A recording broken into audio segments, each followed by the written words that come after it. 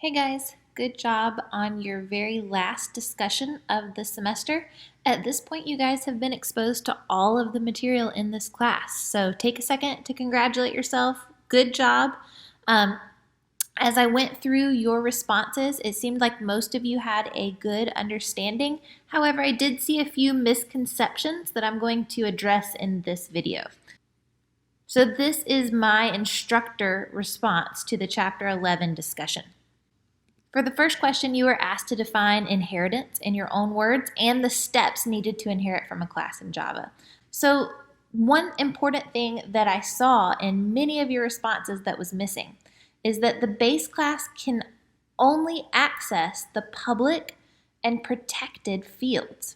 So I also pulled this response down here. A derived class can inherit public and protected fields. Note that this is leaving out private. Private fields cannot be inherited, but public and protected fields and methods can be inherited.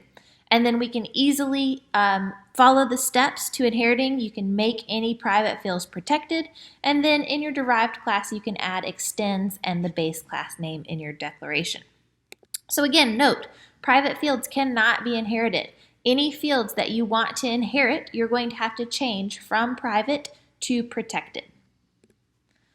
So really quick, just a couple examples of when this would be necessary. I asked you guys to come up with both an is a or an inheritance relationship and a has a or a composition relationship. This is a common interview question. These two concepts get confused with each other a lot of times, but as you can hopefully see, they are very, very different.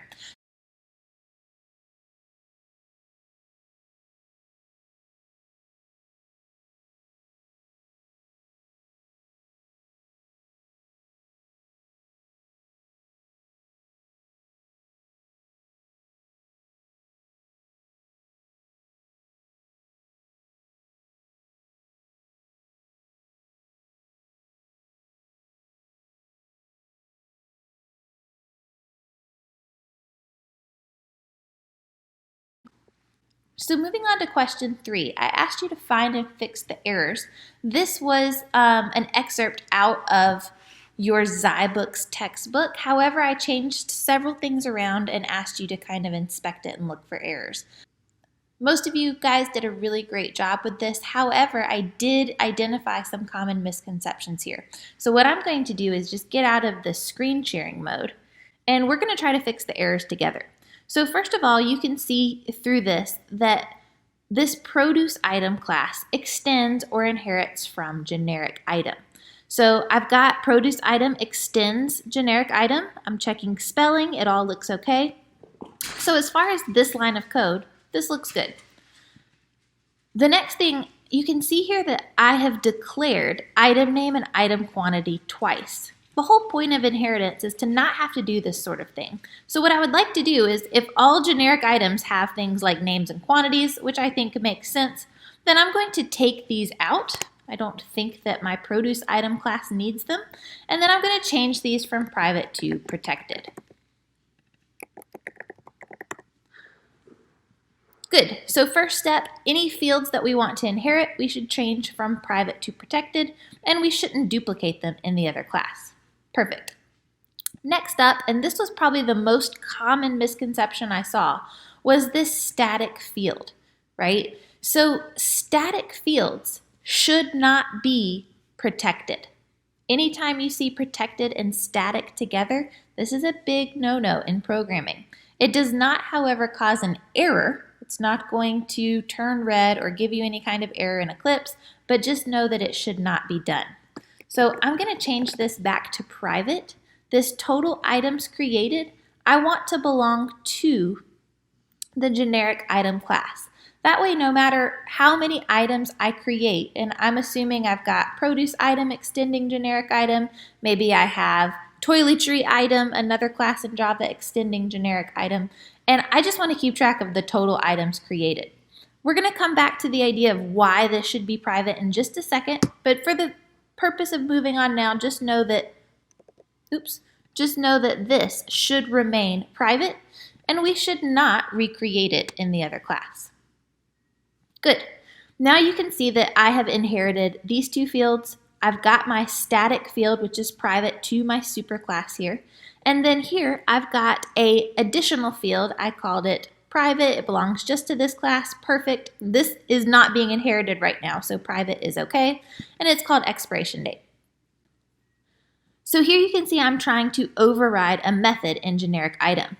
Well, listed here, I do not see a method named print produce. So the @override tag is going to give me an error.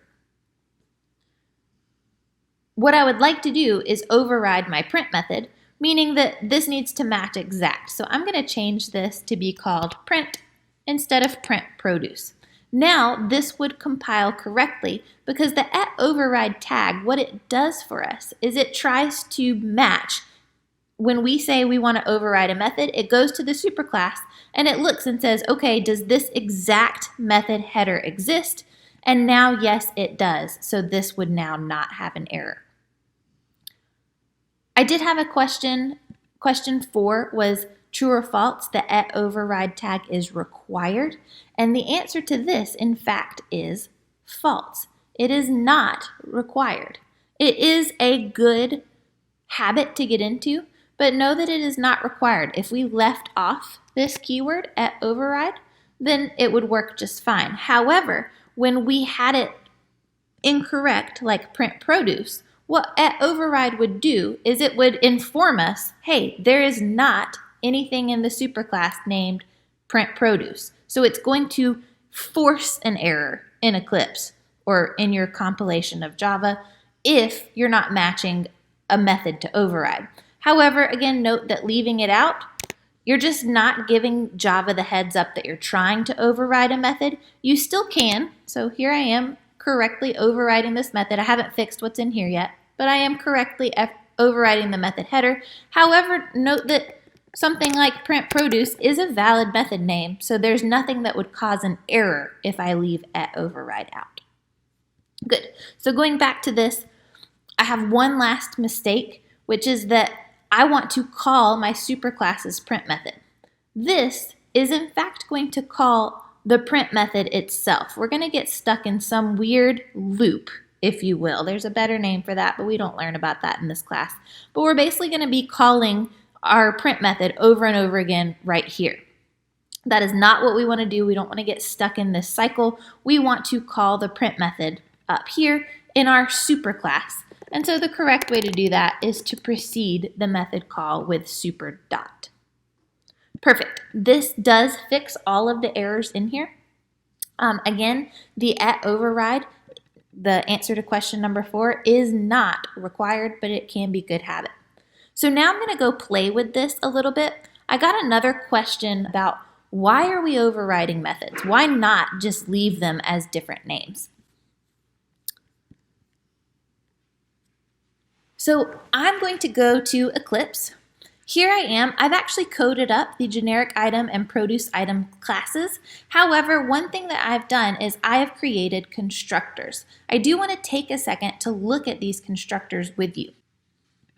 So first of all, we know we should create a default constructor if I want to create a constructor. So here's my default constructor. What I'm doing is anytime a generic item is created, I'm going to increment that static variable so that let's make it actually start at 0. Even though it would do that by default, I like to initialize it. It's going to start at 0 and it's going to increment by 1 every time a new item is created. Note that because I have additional constructors, I need to do this part in all of them. So you guys have shown through previous assignments that you feel okay with that. I'm then going to just initialize item name and item quantity to some default fields, TBD for name and 0 for quantity. That makes sense to me. I'm then going to create another constructor up here that just helps me get information in quicker. It's going to accept the name and quantity as parameters and then set those attributes to the values passed in. Looking real quick at how I can use this, here I've created a generic item named toothpaste, and you can see that I've passed in toothpaste and the quantity of 27. Good.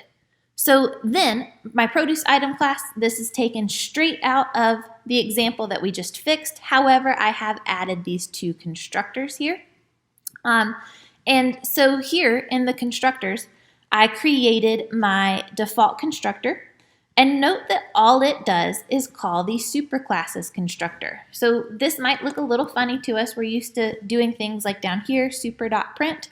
But because there's no real method other than the class name, just saying super, which is the name of my superclass, in this case, generic item, and then the open and close parentheses is going to call my superclasses constructor with open and close parentheses, therefore calling this constructor.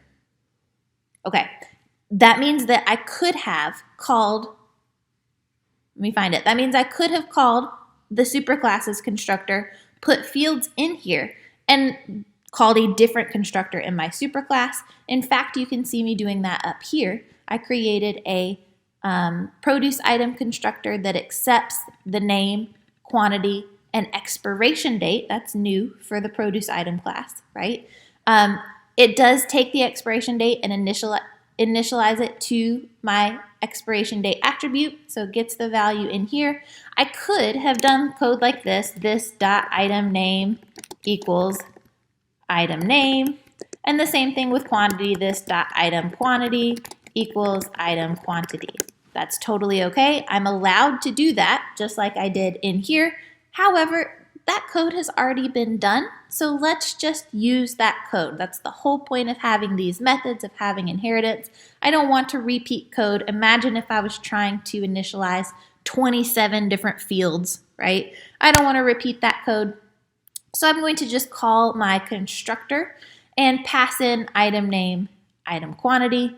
That's going to come over here, match with the one with a string and an int, increment the total number of items, and set the item name and item quantity. Because these are protected, I've inherited them, so you can imagine that they exist over here as well.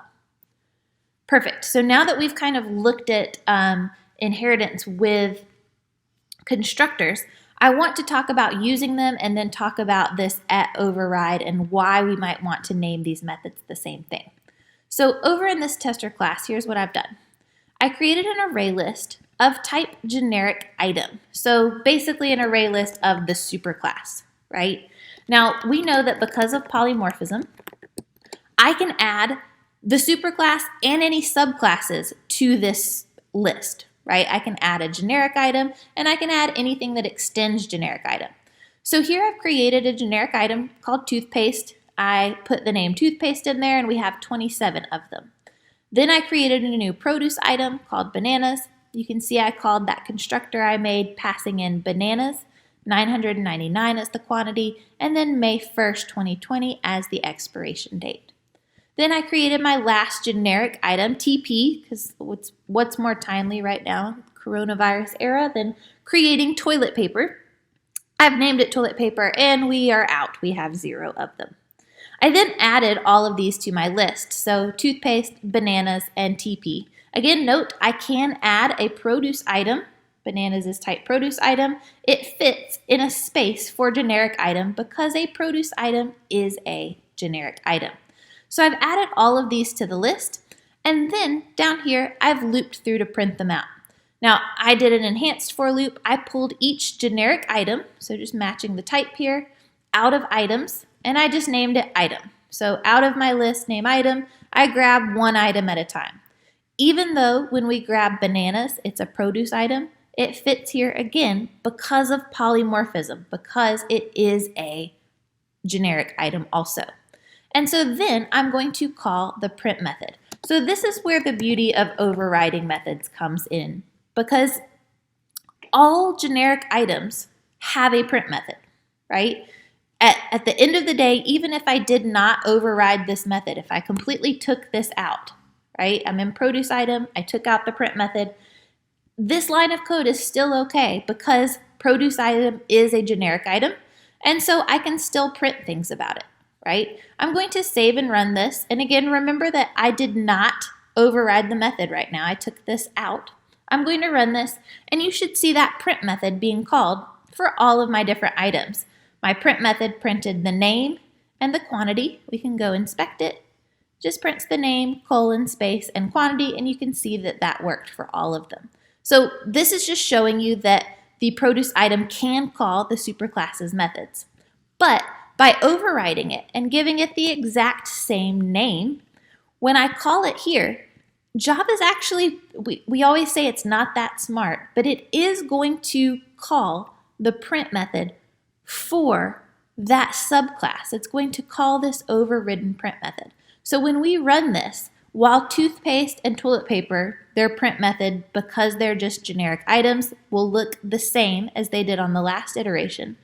Bananas is a produce item, and it has a more unique print method. We're calling it here in this same line of code, but it's going to go call this print method, which should also print out an expiration date.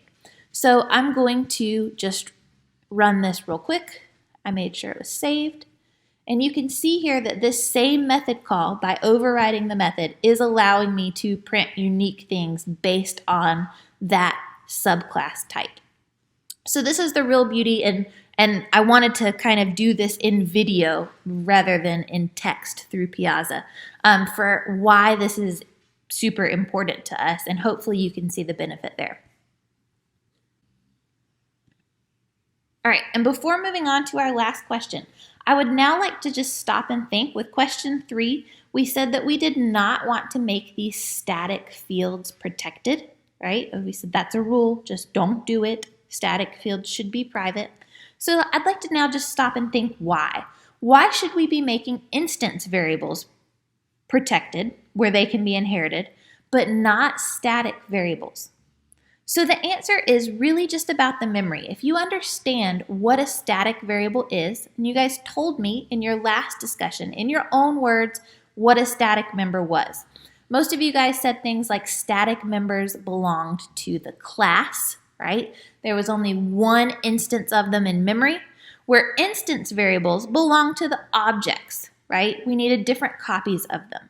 So with that in mind, instance variables exist for each object. If I want to create a new produce item like bananas, a new grocery item, or I'm thinking it was called generic item like toilet paper, right? Then I need these to exist every single time. So I need the instance variables like item name, item quantity to be inherited, right? So making those protected where they can be inherited makes sense. But on the flip side of that, we had the static variables, and we said those did not belong to the objects, they belonged to the class. There was one copy in memory for the class. So static variables exist once for the class. If we put it in the superclass like we did with generic object or generic item, then we don't want another copy in inherited classes. If I go back to my example, right here, if I want to keep track of the total number of items created, this has one space in memory, right? And no matter how many items get created, whether they're generic items or whether they're produce items, we're going to keep a tally or keep a total of these items created. I don't need to store that total again over here underneath the produce item, right? We don't need to do that. Now, what I could do if I wanted to also count produce items, then sure, I can make another private static variable, total produce items. And that makes sense, right? We could also do that in our constructors where we increment this every time we have a new produce item, right? Totally fine. But note that that doesn't replace the total items created. This one's counting toilet paper and toothpaste and milk and everything, right? And so I don't need this stored every time I create a different subclass or derived class. So I put another example down here. I said if we wanted to store an int animal count, maybe our animal shelter stores the total number of animals that have been taken in at the shelter, right? I don't need the subclasses dog and cat, if they both extend the animal class, to store their own copies of animal count. I don't need those unique to the different classes. I just want to store the total animal count. So because they don't need to be inherited, they don't need to be protected, we keep them private and they belong to that class. Private only in that class, right? And again, just like we did with produce and generic items, we could have static variables to count the number of dogs and the number of cats, right? Those would be private static variables unique to the dog class, unique to the cat class, but then the animal count belongs to the animal class. So all of these should be private no matter where you want to put them. Last but not least was really a question about polymorphism, right? Here was an example of derived classes, just kind of drawn out in a UML, and I had all of these statements. I haven't done the object one yet. We'll bring that one back up. But I have all of these statements, and I just wanted to know what I can store in what, right? Now, in order to make this a little more manageable, sometimes it can be nice to assign meaningful names to classes. Here I just use A, B, C, and D, but I'm going to change this so that we have some tangible examples to work with. Here, I've kept the names A, B, C, and D, but I've given these alternate names just so we can think about it. Where here you can now clearly see that circle is a shape and rectangle is a shape. So circle would extend the shape class and rectangle extends shape, right? These are the subclasses and this is the super or parent class. And then on that same note, a square is in fact a rectangle, which is still a shape. So again, I've kept those names here, A, B, C, and D, and I want to just kind of think this through now that we have some meaningful examples kind of interweaved here. So with an array list or any collection, all of this works with any collection. There's nothing unique about array lists. With a list or a collection of type A, basically, can I fit any of these other things in here? No, I can't go from shape to circle, right? A circle is a shape, but it doesn't work the other way around. A rectangle is not going to fit in a circle hole, and a square is not going to fit in a circle hole. So the only statement that's true here is this first one. I can put objects of type A in the collection of type A. If I had a subclass that derived A, then I could fit something in there, but I don't in this example. So that's the only one true from here.